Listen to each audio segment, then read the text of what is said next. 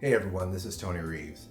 There's probably a lot of questions out there about whether or not the past practices of various agencies and organizations will be coming back once this whole virus thing is over. Here are 5 things that I think is very important that you need to start asking with regards to the way they are doing things now as opposed to the way they were doing things before.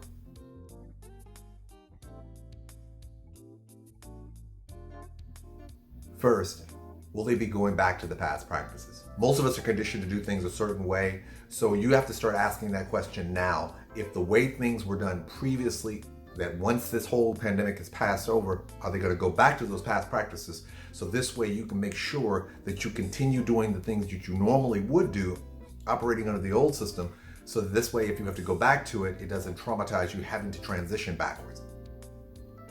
Second question, can you stick with the new practice? What may happen in some instances is that as these various organizations are implementing new changes based on our current circumstances of social distancing, the practices that they may do may actually work better for you in your circumstances.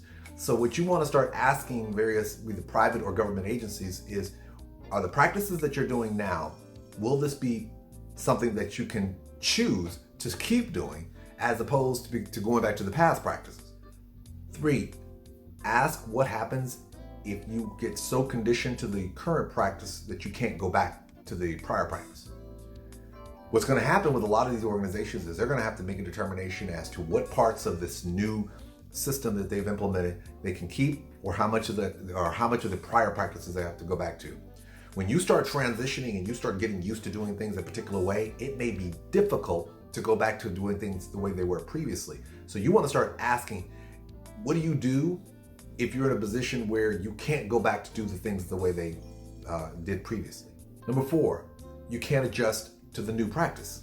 The reality is there's some people out there that the new system of doing things, they're just having a hard time adapting to, and they may not be able to adapt to it.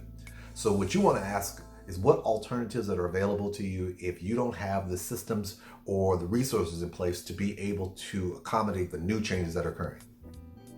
Number 5, is this permanent? That's the biggest question everyone should be asking.